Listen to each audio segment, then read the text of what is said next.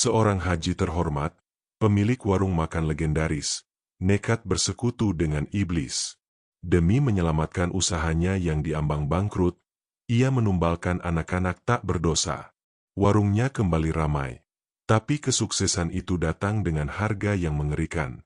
Setiap suapan dari masakan lezatnya adalah setetes darah dari jiwa yang tak bersalah. Bersiaplah, karena kini, arwah-arwah itu menuntut balas, mengikis kewarasannya, dan menjebaknya dalam neraka yang ia ciptakan sendiri. Dulu, warung Nikmat Rasa adalah sebuah legenda di jalur Pantura, Batang. Setiap kali kendaraan melintas, aroma soto kental yang kaya rempah, sambal terasi pedas, dan nasi rames yang hangat selalu berhasil menarik perhatian. Di sana, Haji Jalal, dengan senyum ramah yang selalu terukir di wajahnya dan sorban putih yang menjadi ciri khasnya, akan menyambut setiap pelanggan seperti keluarga. Warungnya bukan sekadar tempat makan, ia adalah tempat singgah bagi para sopir truk yang lelah, para musafir yang haus akan cerita, dan keluarga-keluarga yang mencari kenikmatan dalam perjalanan panjang. Meja-meja kayu sederhana selalu penuh, kursi-kursi tak pernah kosong, dan suara tawa serta obrolan riuh menjadi musik yang mengiringi setiap hidangan. Selama puluhan tahun, Haji Jalal membangun warung itu dari nol, dengan keringat dan doa, menjadikannya warisan berharga bagi keluarganya. Namun, semua itu kini hanya tinggal kenangan yang menghantui. Sejak jalan tol Trans Jawa diresmikan, jalur Pantura seolah mati suri. Kendaraan-kendaraan yang dulunya ramai kini beralih, memilih jalan tol yang lebih cepat dan efisien. Warung-warung di sepanjang jalur mulai gulung tikar, dan Nikmat Rasa pun tak luput dari imbasnya. Haji Jalal kini lebih sering duduk sendirian di teras warungnya, menatap jalanan yang sepi dan berdebu. Meja-meja kayu yang dulunya penuh kini kosong melompong, piring-piring bersih tersusun rapi tanpa pernah tersentuh. Debu tipis mulai menyelimuti etalase kaca, dan suara jangkrik malam terdengar lebih nyaring dari biasanya, seolah meratapi kesunyian yang menggantikan keriuhan. Di dalam rumah, istrinya, Fatimah, mencoba untuk tetap tegar. Ia selalu menyajikan kopi dan camilan hangat untuk suaminya setiap sore, mencoba menghadirkan sedikit kehangatan di tengah kekhawatiran yang semakin menggerogoti. Namun, Fatimah tak bisa menyembunyikan sorot mata sedihnya. Tagihan utang dari bank semakin menumpuk, dan Haji Jalal terus berjuang untuk membayarnya dari sisa-sisa tabungan yang semakin menipis. Setiap kali surat tagihan datang, hati Fatimah terasa seperti diremas, dan ia hanya bisa berdoa semoga keajaiban datang. Anaknya, Amir, yang sedang menempuh pendidikan di perguruan tinggi di kota, juga mulai merasakan dampaknya. Kiriman uang yang dulunya lancar kini sering tersendat, dan Amir harus bekerja paruh waktu untuk mencukupi kebutuhannya.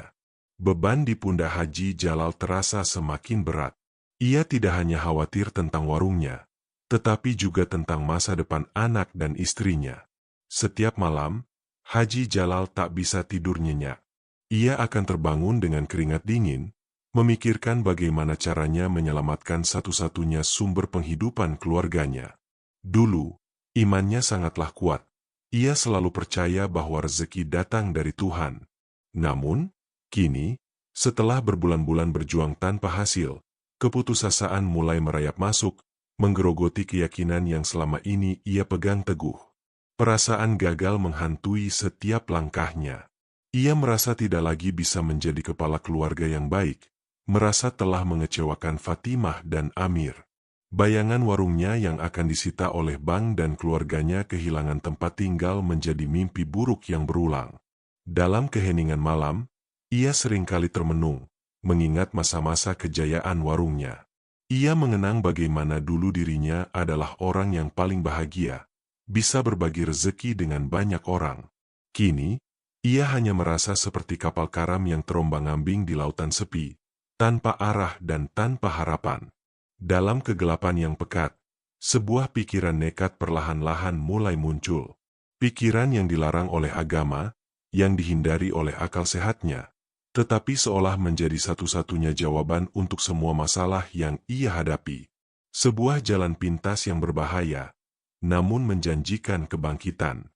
Kegelapan malam terasa semakin dingin, seolah turut meratapi nasib Haji Jalal. Ia duduk sendiri di teras warungnya yang lengang, memandangi jalanan yang diterangi lampu-lampu jalan.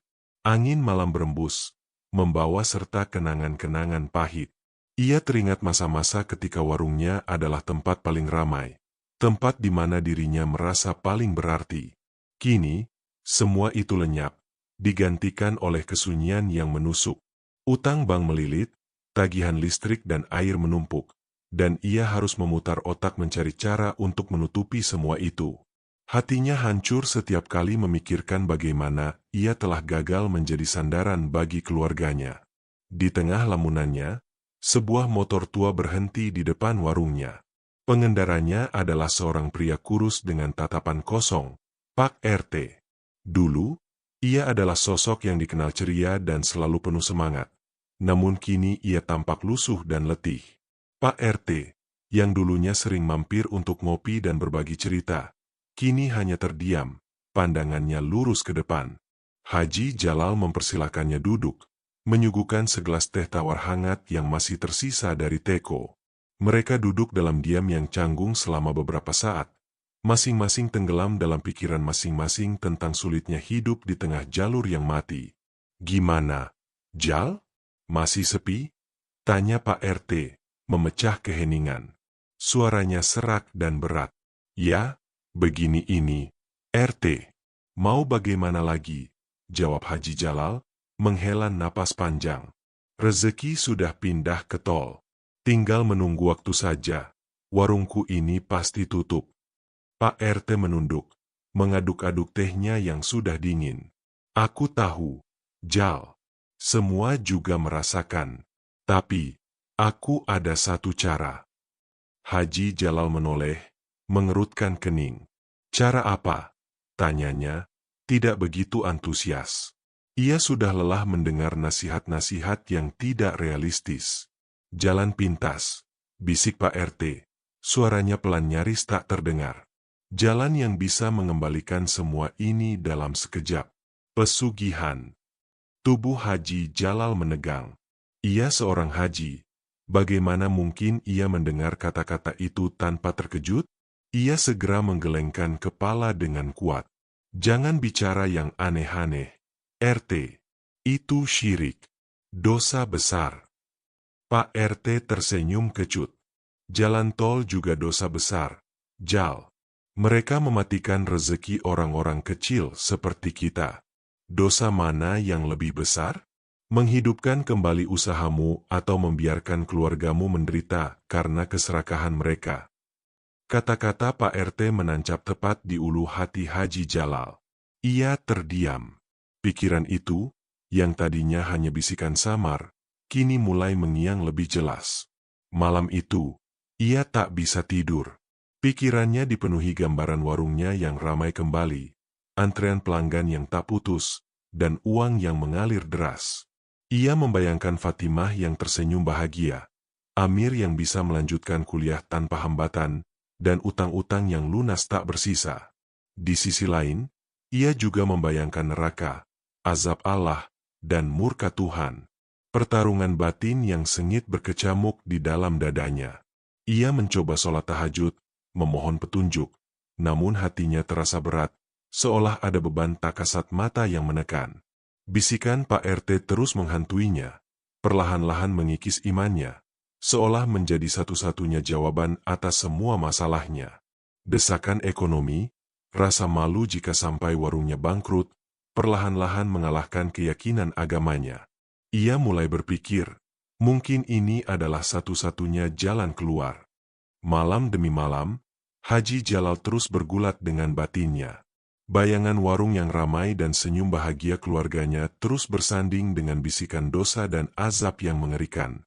Ia tahu betul ini adalah jalan yang salah, jalan yang akan mengotori imannya dan menghancurkan jiwanya. Namun, setiap kali ia melihat tumpukan tagihan, sorot mata putus asa Fatimah, dan pesan singkat dari Amir yang menanyakan uang kuliah, benteng pertahanan imannya mulai runtuh. Desakan hidup terasa lebih nyata daripada ancaman akhirat. Keputusan pahit itu akhirnya ia ambil. Dengan hati yang berat dan langkah gontai, ia memutuskan untuk mendatangi Alas Roban, tempat yang disebutkan oleh Pak RT. Ia tidak berani memberitahu Fatimah kepada istrinya. Haji Jalal hanya mengatakan akan pergi ke kota untuk menemui kenalan lama, berharap bisa meminjam sedikit uang. Fatimah mengangguk, sorot matanya menyimpan setitik harapan yang samar. Pukul 8 malam, dengan sepeda motor tuanya, Haji Jalal membelah kegelapan jalur Pantura yang sepi. Udara terasa dingin dan menusuk tulang. Pohon-pohon besar di pinggir jalan tampak seperti siluet raksasa yang mengawasi setiap langkahnya. Semakin jauh ia berkendara, suasana semakin mencekam. Kabut tipis mulai turun, menutupi pandangannya, dan suara-suara binatang malam terdengar bersahutan, menambah kesan angker pada perjalanan itu. Haji Jalal tiba di sebuah jalan setapak kecil yang gelap, persis seperti yang dijelaskan Pak RT. Di ujung jalan itu, tampak sebuah gubuk reot yang nyaris tak terlihat di antara rimbunnya pepohonan dan semak belukar. Jantung Haji Jalal berdebar kencang.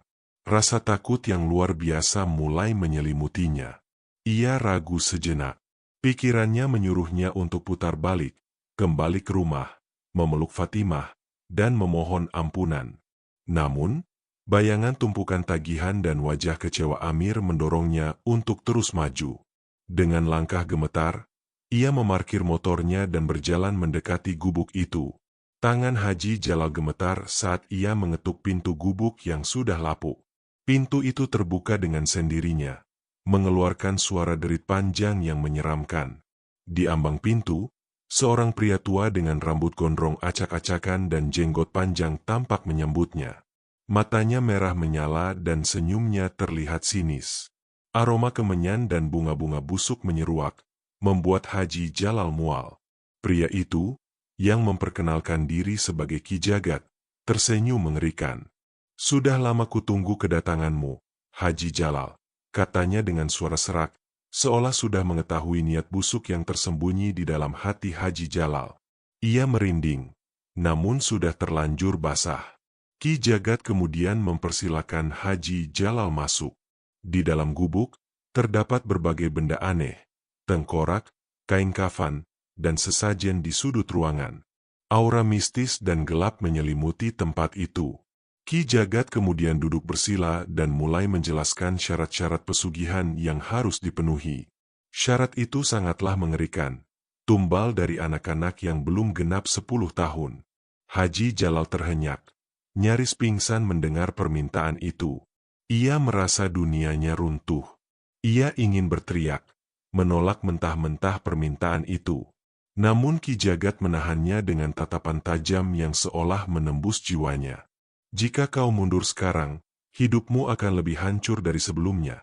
Haji," kata Ki Jagat, "utangmu akan melilit, keluargamu akan menderita, dan kau akan mati dalam penyesalan. Ini jalan terakhirmu." Kata-kata Ki Jagat menusuk tepat di ulu hati Haji Jalal, meruntuhkan sisa-sisa pertahanan terakhirnya. Dalam keputusasaan yang membutakan, ia mengangguk lemah, menyerahkan dirinya pada kegelapan yang pekat. Permintaan Ki Jagat menghantam Haji Jalal seperti petir di siang bolong. Tumbal anak-anak, hatinya berteriak menolak. Sebagai seorang haji, ia tahu ini adalah perbuatan paling keji, dosa yang tak terampuni. Namun, Ki Jagat tak memberinya kesempatan untuk berpikir. Dukun itu menahan Haji Jalal dengan tatapan tajam, mengunci niatnya yang ingin kabur. "Kau sudah datang ke sini, Haji. Kau sudah berjanji. Jika kau mundur sekarang, tidak ada lagi jalan pulang yang mulus untukmu." Kata-kata Ki Jagat menusuk tepat di ulu hati Haji Jalal. Ia membayangkan warungnya yang disita, Fatimah yang jatuh sakit karena stres, dan Amir yang terpaksa putus kuliah. Dalam keputusasaan yang membutakan dan ancaman yang nyata, Haji Jalal mengangguk lemah, menyerahkan dirinya pada kegelapan. Beberapa hari kemudian, sebuah berita mengejutkan seluruh desa. Seorang anak kecil berusia 7 tahun, bernama Budi, hilang saat bermain di dekat sungai. Budi dikenal sebagai anak yang periang dan suka bermain di sekitar warung Haji Jalal. Warga panik, mereka beramai-ramai mencari Budi, namun tak satu pun jejaknya ditemukan. Haji Jalal mendengar berita itu dengan jantung berdebar kencang. Malam sebelumnya, ia memang melakukan ritual sesuai petunjuk Ki Jagat, dengan hati yang hancur dan air mata yang tak berhenti mengalir. Ia tidak tahu apakah itu kebetulan atau memang perbuatannya, tetapi firasat buruk menggerogotinya. Ia mencoba meyakinkan dirinya bahwa ini hanya kebetulan, sebuah tragedi yang tidak ada hubungannya dengan dirinya. Namun, suara lirih Budi yang memanggil namanya terus terngiang-ngiang di telinganya. Tak lama setelah itu, warung Nikmat Rasa mulai menunjukkan tanda-tanda kebangkitan. Pelanggan mulai berdatangan, satu persatu, awalnya hanya beberapa, lalu semakin banyak. Mereka adalah orang-orang yang biasanya melintas dan tidak pernah mampir. Entah mengapa, kini mereka merasa tertarik untuk singgah. Mereka memuji masakan Haji Jalal yang terasa lebih lezat dari sebelumnya. Anehnya, mereka tidak bisa berhenti makan. Ada daya tarik tak kasat mata yang membuat mereka ketagihan. Warung yang dulunya sepi kini mulai ramai kembali. Haji Jalal merasa lega. Namun lega itu bercampur dengan rasa bersalah yang amat sangat. Setiap kali ia melihat anak-anak kecil bermain di depan warungnya, bayangan Budi muncul di benaknya. Ia mulai sulit tidur, dihantui bisikan-bisikan halus dan bayangan samar. Ia mencoba meyakinkan dirinya bahwa semua ini adalah anugerah, berkah dari Tuhan yang telah lama ia mohon. Namun, hatinya tahu, ini adalah sebuah kutukan. Ia telah menyeberangi batas yang tak boleh dilanggar. Setiap tawa pelanggan yang ia dengar, setiap lembar uang yang ia terima, terasa seperti batu berat yang menimpa dadanya. Ini adalah awal dari petaka yang tak terhindarkan, awal dari kehancuran yang ia mulai sendiri. Seiring berjalannya waktu, warung Nikmat Rasa kembali berjaya. Bahkan, lebih ramai dari masa kejayaannya dulu. Antrean panjang tak pernah putus, dan Haji Jalal kewalahan melayani pembeli. Uang mengalir deras, utang-utang yang menumpuk lunas dalam sekejap, dan ia bahkan bisa membeli mobil baru serta merenovasi rumahnya. Bu Fatimah sangat bahagia, tak henti-hentinya bersyukur atas rezeki yang melimpah. Amir pun bisa melanjutkan kuliahnya dengan tenang, bahkan bisa membeli laptop baru. Namun, di balik semua kemewahan itu, Haji Jalal merasa hampa. Senyumnya terasa palsu, dan tawanya tak pernah mencapai mata. Haji Jalal mulai melihat bayangan-bayangan samar di sudut warung, seolah ada anak-anak kecil yang mengawasinya dengan tatapan kosong. Suara bisikan-bisikan lirih sering terdengar di telinganya, memanggil namanya, atau terkadang hanya tawa cekikikan yang membuat bulu kuduknya merinding. Ia sering terbangun di tengah malam dengan keringat dingin, setelah mimpi buruk tentang anak-anak yang menangis dan menuduhnya. Rasa bersalah itu menggerogoti jiwanya setiap hari. Ia mencoba mengalihkan perhatian dengan bekerja lebih keras, menyibukkan diri di warung, namun bayangan dosa itu tak pernah hilang. Pelanggan memang memuji masakannya, tetapi ada beberapa yang merasa aneh. Mereka merasa ada sesuatu yang janggal, seperti ada energi dingin yang menyelimuti warung itu. Beberapa bahkan mengaku merasa pusing atau mual setelah makan di sana, meskipun mereka tetap kembali karena ada daya tarik aneh yang tak bisa dijelaskan. Haji Jalal tahu, ini adalah harga yang harus ia bayar. Kesuksesan yang ia raih adalah kesuksesan semu, dibangun di atas penderitaan dan nyawa tak berdosa. Ia mulai paranoid, sering melirik ke belakang, takut jika suatu saat ada yang mengetahui rahasia gelapnya. Ia bahkan menyembunyikan uang hasil kerja kerasnya di tempat-tempat yang tidak biasa, takut jika ada yang mencurinya atau mengambilnya kembali. Suatu sore, saat warung sudah mulai sepi, Haji Jalal menemukan sebuah mainan mobil-mobilan di bawah salah satu kursi. Itu adalah mobil-mobilan yang ia berikan kepada Budi, anak yang hilang. Jantung Haji Jalal serasa berhenti berdetak. Ia terdiam, menatap mainan itu dengan ngeri. Ia merasa seperti ada yang mengawasinya dari kegelapan, dan suara tawa cekikikan anak-anak kembali terdengar. Ia langsung mengunci warung, berlari ke rumah, dan membakar mobil-mobilan itu di halaman belakang. Saat api melahap mainan itu, Haji Jalal merasa seperti api itu juga membakar jiwanya, membawanya semakin jauh ke dalam jurang kegelapan yang tak berujung.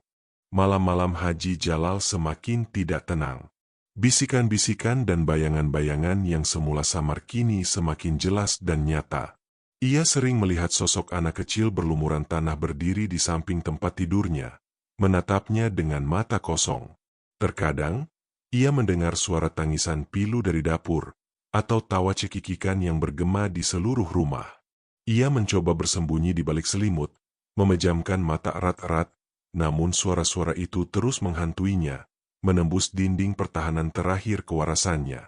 Ia tidak bisa lagi membedakan antara mimpi buruk dan kenyataan.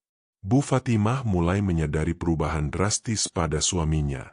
Haji Jalal yang dulunya sabar dan penyayang, kini mudah marah, sering melamun, dan terlihat sangat ketakutan. Ia sering berteriak di tengah malam, memanggil nama-nama yang tak dikenal. Bu Fatimah mencoba bertanya, namun Haji Jalal selalu mengelak, mengatakan ia hanya kelelahan. Ia tidak berani jujur, takut istrinya akan meninggalkannya jika tahu rahasia gelapnya. Namun, suatu malam, Bu Fatimah terbangun karena suara gaduh dari dapur. Ia menemukan Haji Jalal sedang memukul-mukul panci dengan sendok, berteriak, "Pergi, pergi kalian.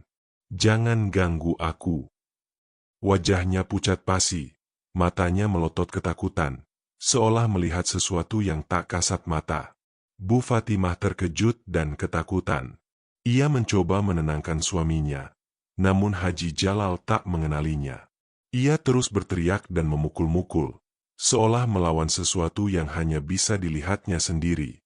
Ia berhalusinasi melihat anak-anak tumbalnya merangkak di lantai, menertawakannya, dan mencoba meraih kakinya.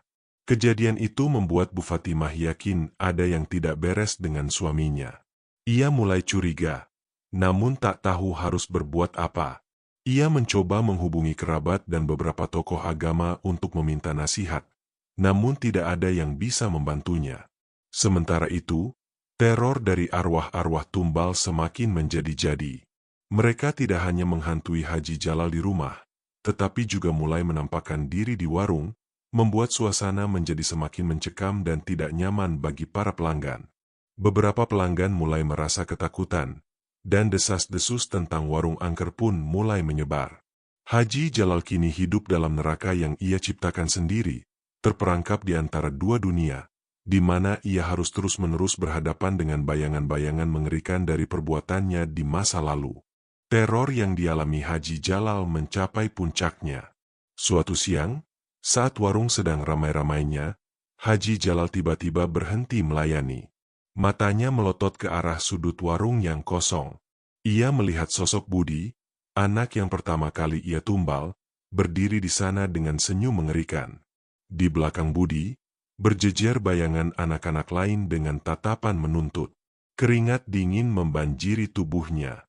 Ia mulai gemetar, lalu berteriak histeris, "Pergi, pergi kalian. Aku tidak mau." Para pelanggan terkejut dan ketakutan. Mereka melihat Haji Jalal berteriak-teriak pada udara kosong, tangannya menggapai-gapai seolah mengusir sesuatu. Beberapa piring dan gelas di meja terjatuh, pecah berserakan, seolah ada yang melemparkannya. Bu Fatimah yang melihat kejadian itu langsung berlari menghampiri suaminya, mencoba menenangkannya. Namun, Haji Jalal mendorongnya kasar, matanya merah menyala. "Mereka datang. Mereka datang menjemputku," teriaknya, lalu tertawa terbahak-bahak dengan suara yang menyeramkan, disusul tangisan pilu yang tiba-tiba. Suasana warung menjadi kacau balau. Pelanggan berhamburan keluar, ketakutan melihat Haji Jalal yang sudah tidak waras. Beberapa mencoba menolong, namun Haji Jalal meronta-ronta, tubuhnya kejang-kejang. Ia terus menunjuk ke sudut warung. "Lihat, mereka di sana. Mereka menuntut balasan." Suara-suara bisikan dan jeritan pilu terdengar jelas di telinga Haji Jalal. Hanya dia yang bisa mendengarnya. Ia jatuh terduduk, tubuhnya menggigil, air mata dan air liur bercampur di wajahnya. Puncak kegilaannya telah tiba. Warung, nikmat rasa, yang dulunya ramai, kini menjadi saksi bisu kehancuran jiwa pemiliknya. Warga berdatangan setelah mendengar keributan. Mereka melihat Haji Jalal, seorang haji yang dihormati, kini terkapar di lantai warungnya, meracau tak jelas dan tertawa-tawa sendiri. Bu Fatimah menangis histeris, memeluk tubuh suaminya yang menggigil. Amir yang baru saja tiba di desa setelah mendengar kabar tentang ayahnya, langsung terkejut melihat pemandangan itu. Pemandangan itu adalah mimpi terburuknya yang menjadi kenyataan. Ia tidak tahu apa yang harus ia lakukan, selain memeluk ibunya dan mencoba menenangkan ayahnya yang sudah tidak bisa mengenali siapa-siapa. Setelah insiden di warung, Haji Jalal benar-benar kehilangan akal sehatnya. Ia harus diikat di rumah karena sering mengamuk dan mencoba melukai dirinya sendiri. Bu Fatimah menangis setiap hari, hatinya hancur melihat kondisi suaminya. Amir, yang pulang dari kuliah setelah mendengar kabar ini, juga sangat terpukul. Mereka mencoba berbagai pengobatan, dari medis hingga alternatif, namun tak ada yang membuahkan hasil. Haji Jalal hanya bisa meracau, menyebut nama anak-anak yang hilang, dan berteriak ketakutan pada bayangan yang hanya dia lihat. Di tengah keputusasaan itu, desas-desus mulai menyebar di desa. Warga mulai menghubungkan kegilaan Haji Jalal dengan hilangnya beberapa anak kecil di sekitar Batang dalam beberapa bulan terakhir. Seorang ibu yang kehilangan anaknya, Bu Ratna, teringat bahwa anaknya terakhir terlihat bermain di dekat warung, nikmat rasa. Ia mulai curiga, apalagi setelah mendengar cerita-cerita aneh tentang warung itu yang tiba-tiba ramai setelah lama sepi. Bu Ratna dan beberapa warga lain yang juga kehilangan anak mereka, mulai menyelidiki. Mereka bertanya kepada Pak RT, yang terlihat gelisah dan menghindar. Namun, Pak RT akhirnya tak tahan dengan rasa bersalahnya. Dalam keadaan mabuk dan ketakutan, ia tak sengaja membocorkan rahasia pesugihan Haji Jalal di Alas Roban. Berita itu menyebar seperti api. Warga desa marah dan terkejut. Mereka tidak menyangka Haji Jalal, seorang haji yang dihormati, bisa melakukan perbuatan sekeji itu. Rahasia gelap, nikmat rasa, akhirnya terungkap, membawa serta kemarahan dan ketakutan. Amir yang mendengar kabar itu langsung terperosok. Ia tidak bisa menerima kenyataan bahwa ayahnya tega melakukan perbuatan sekeji itu. Ia mencoba mencari ayahnya untuk menanyakan kebenaran, namun ayahnya sudah tidak bisa diajak bicara. Hanya kata-kata tidak jelas yang keluar dari mulutnya, diselingi tawa dan tangis. Amir melihat ayahnya yang dulu gagah dan bijaksana kini hanya menjadi bayangan dari dirinya yang dulu. Hatinya hancur berkeping-keping. Ia tidak tahu harus merasa sedih, marah, atau kecewa. Setelah rahasia pesugihan Haji Jalal terbongkar, warung, nikmat rasa, langsung ditinggalkan. Tidak ada lagi pelanggan yang berani mendekat. Warung itu kini dikenal sebagai Warung Tumbal Alas Roban, tempat angker yang dihuni arwah-arwah tak berdosa. Pintu-pintu warung dikunci rapat, jendela-jendela pecah, dan coretan-coretan kemarahan warga memenuhi dindingnya. Bau busuk dan aura mencekam menyelimuti bangunan itu, seolah energi negatif dari dosa-dosa Haji Jalal telah meresap ke setiap sudutnya. Tidak ada yang berani melintas di depannya setelah matahari terbenam. Keluarga Haji Jalal juga harus menanggung konsekuensinya. Bu Fatimah dan Amir menjadi sasaran kemarahan dan cemoohan warga. Mereka dikucilkan, dianggap sebagai bagian dari kejahatan Haji Jalal. Bu Fatimah tak berani lagi keluar rumah, hanya bisa menangis meratapi nasib suaminya dan kehancuran keluarganya. Amir, yang tadinya bangga dengan ayahnya, kini merasa malu dan terpukul. Ia terpaksa berhenti kuliah karena tidak tahan dengan gunjingan dan tatapan menghina dari teman-temannya. Impian dan masa depannya hancur berantakan. Haji Jalal sendiri, dalam kondisi gila, tidak menyadari semua yang terjadi. Ia hanya terus meracau dan berteriak ketakutan, dihantui oleh bayangan-bayangan yang tak pernah meninggalkannya. Ia sering terlihat mencoba berbicara dengan mereka, meminta maaf, atau memohon ampunan. Namun, mereka tak pernah memberinya kedamaian. Bahkan di dalam kegilaannya, ia tetap menjadi tawanan dari perbuatan kejinya sendiri. Kehidupan keluarga Haji Jalal yang dulunya harmonis dan penuh berkah, kini berubah menjadi neraka di dunia nyata, akibat keserakahan dan keputusasaan yang membutakan. Meskipun Haji Jalal kini terkurung dalam kegilaannya, arwah-arwah tumbal itu tak pernah meninggalkannya. Mereka adalah bayangan abadi yang melekat pada jiwanya, terus-menerus menyiksanya. Di dalam kamar yang gelap, Haji Jalal sering terlihat berbicara sendiri, tertawa tanpa sebab, atau menangis pilu. Ia akan menunjuk ke sudut ruangan yang kosong, seolah ada seseorang di sana, lalu berteriak ketakutan. Bu Fatimah dan Amir, meskipun takut, tetap merawatnya, mencoba mencari cara untuk membebaskan Haji Jalal dari siksaan tak berujung ini. Mereka mendatangi berbagai ulama dan orang pintar, memohon bantuan untuk mengusir arwah-arwah yang menghantui Haji Jalal. Namun, setiap usaha selalu gagal. Para ulama hanya bisa menggelengkan kepala, mengatakan bahwa dosa Haji Jalal terlalu besar, dan arwah-arwah itu terikat padanya karena perjanjian darah. Hanya dia yang bisa melepaskan diri, jika dia benar-benar bertaubat dan menerima konsekuensinya, kata seorang kiai. Namun bagaimana mungkin Haji Jalal bisa bertaubat jika kewarasannya telah direnggut? Amir mencoba mencari tahu lebih banyak tentang pesugihan alas roban, berharap menemukan cara untuk membatalkan perjanjian itu. Ia pergi ke desa sebelah, ke perpustakaan daerah, dan bahkan mencoba mencari informasi di internet. Namun, setiap informasi yang ia dapatkan hanya memperkuat keyakinan bahwa apa yang telah dilakukan ayahnya adalah dosa yang tak terampuni, dengan konsekuensi abadi. Ia menemukan kisah-kisah serupa tentang orang-orang yang melakukan pesugihan di alas roban dan berakhir dengan kegilaan atau kematian tragis.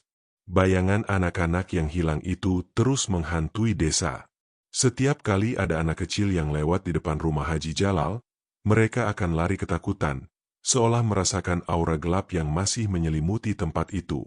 Nama Haji Jalal yang dulu dihormati, kini hanya disebut dalam bisik-bisik ketakutan. Fatimah dan Amir hidup dalam keterasingan, dikelilingi oleh ketakutan dan kebencian warga. Mereka tahu, tidak ada lagi jalan kembali.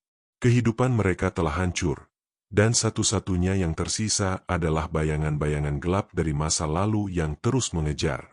Malam itu, hujan turun sangat deras, petir menyambar-nyambar, dan angin bertiup kencang. Haji Jalal, yang biasanya hanya meracau di tempat tidurnya, tiba-tiba mengamuk. Ia berhasil melepaskan ikatan di tangannya dan berlari keluar kamar. Bu Fatimah dan Amir terbangun oleh suara gaduh. Mereka menemukan Haji Jalal berdiri di tengah ruang tamu, menatap kosong ke arah pintu warung yang terkunci. Matanya memancarkan ketakutan yang luar biasa, seolah melihat sesuatu yang mengerikan di balik pintu itu. Mereka datang. Mereka menjemputku, teriak Haji Jalal, suaranya parau. Ia menunjuk ke arah pintu, lalu perlahan berjalan mendekat. Bu Fatimah dan Amir mencoba menahannya. Namun tubuh Haji Jalal terasa sangat kuat, seolah ada kekuatan lain yang menggerakkannya. Tiba-tiba, pintu warung yang terkunci rapat itu terbuka dengan sendirinya, mengeluarkan suara derit panjang yang menyeramkan. Angin dingin berhembus masuk, membawa serta aroma amis darah dan tanah basah. Di ambang pintu, tampak bayangan-bayangan samar anak-anak kecil, dengan mata merah menyala, melambaikan tangan ke arah Haji Jalal. Haji Jalal tersenyum, senyum yang mengerikan, lalu melangkah keluar, seolah mengikuti panggilan tak kasat mata. Bu Fatimah dan Amir berteriak memanggilnya, mencoba mengejar, namun Haji Jalal berjalan semakin cepat, menghilang di telan kegelapan malam dan lebatnya hujan. Mereka mencari hingga pagi, namun Haji Jalal tak ditemukan. Hanya ada jejak kaki basah yang mengarah ke alas roban, lalu menghilang di tengah hutan. Warung, nikmat rasa, kini benar-benar menjadi reruntuhan, sebuah monumen bisu atas ambisi yang membutakan dan dosa yang tak termaafkan. Penduduk desa percaya, Haji Jalal telah dijemput oleh arwah-arwah tumbalnya, jiwanya kini menjadi tawanan abadi di alas roban. Setiap kali ada yang melintas di jalur pantura yang sepi itu, mereka akan merasakan hawa dingin yang menusuk, seolah bayangan Haji Jalal yang gila masih berkeliaran, dihantui oleh jeritan pilu anak-anak yang tak berdosa, sebuah pengingat tragis akan harga sebuah kesuksesan yang dibangun di atas kegelapan. Beberapa bulan telah berlalu sejak hilangnya Haji Jalal. Hujan telah mencuci bersih coretan kemarahan di dinding warung, nikmat rasa. Namun tidak bisa menghapus kisah kelam yang menyelimutinya. Warung itu kini dibiarkan terbengkalai, menjadi saksi bisu ambisi yang membutakan. Pintu-pintunya yang sudah rapuh terus berderit setiap kali angin berhembus, seolah mengisahkan kembali jeritan pilu yang pernah terjadi di dalamnya. Warga desa yang melintas selalu mempercepat langkah, menghindari tatapan kosong dari jendela-jendela pecah yang seolah mengawasi. Bu Fatimah dan Amir, yang kini hidup dalam pengasingan, perlahan mulai menemukan kekuatan untuk bangkit. Mereka menjual sisa-sisa harta yang tidak terjamah utang, pindah ke kota lain, dan mencoba memulai hidup baru.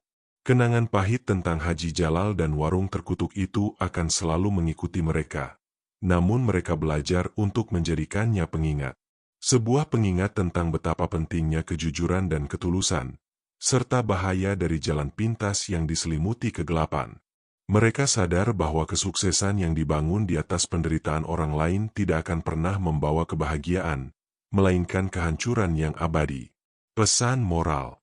Kisah Haji Jalal mengajarkan kita bahwa kesabaran dan kejujuran adalah kunci sejati dalam menghadapi kesulitan.